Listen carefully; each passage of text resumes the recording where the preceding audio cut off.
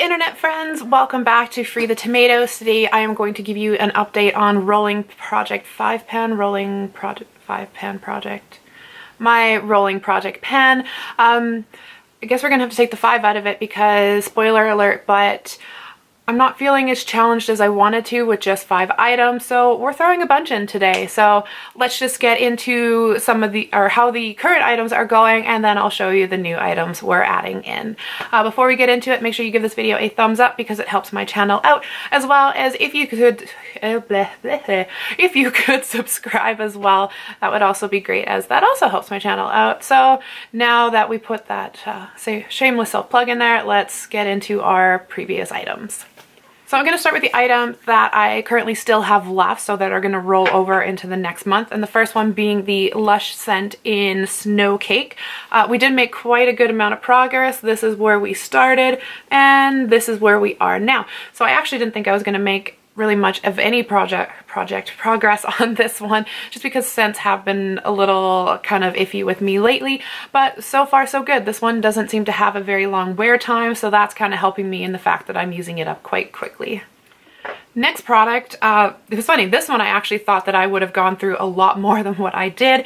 This is the L'Oreal True Match Lumi. And unfortunately this is not my color, so once I run out of this bottle I won't be repurchasing, because this is in the shade N1-2 and currently N1 is still the lightest neutral shade, so it doesn't go light enough for me. So we're going to use this one up just because we did spend our money on it and we want to get our money's worth out of it, but we will not be repurchasing in the future. As for progress, this is where we started. That is where we are, and I've used this almost every single day. So on a good note, a little does seem to go a long way with this product, and it is lasting quite well.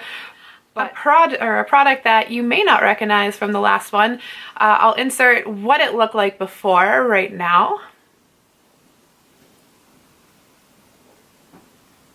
And yeah, now this is what my Balm Beige Emphasize looks like. This is what my Balm Beige Emphasize looks like.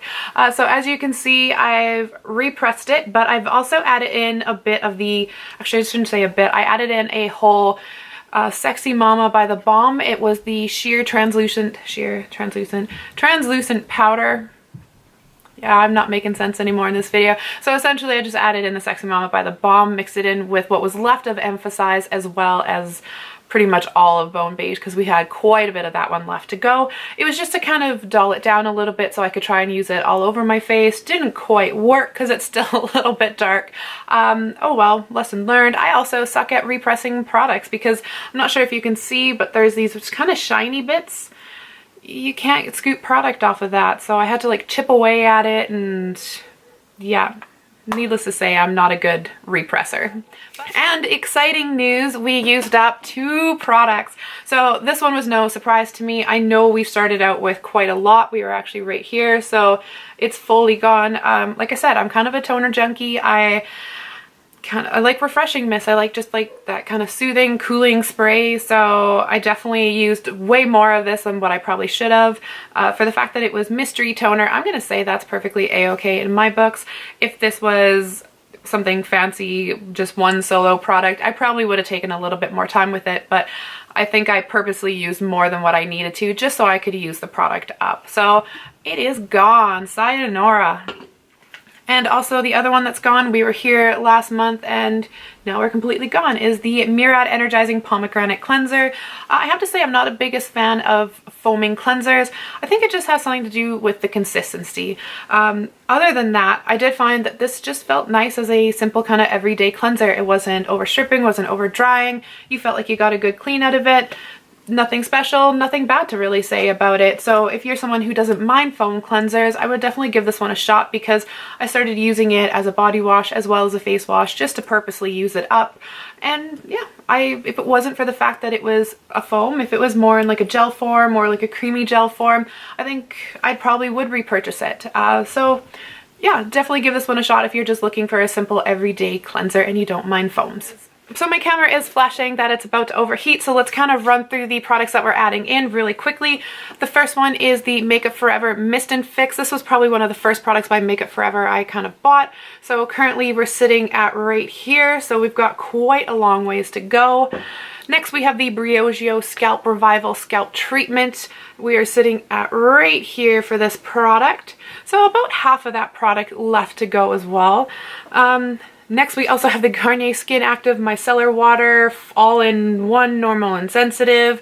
Again, long names for things. I actually don't have much left of this one to go. I just kind of use up the odds and ends of this one and then we will be good. And same with this product, the Botanics Facial Oil, 100% organic. We're just right down here. So again, kind of some odds and sods that we're using up.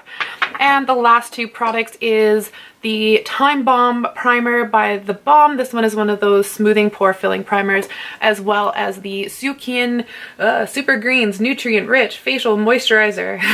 Again, with the long names. So those are the new products that I'm adding in, and I will let you know my progress again in about a month's time. So until then, thanks for watching. I hope I'll see you in the next update. And yeah, see you later, guys. Bye.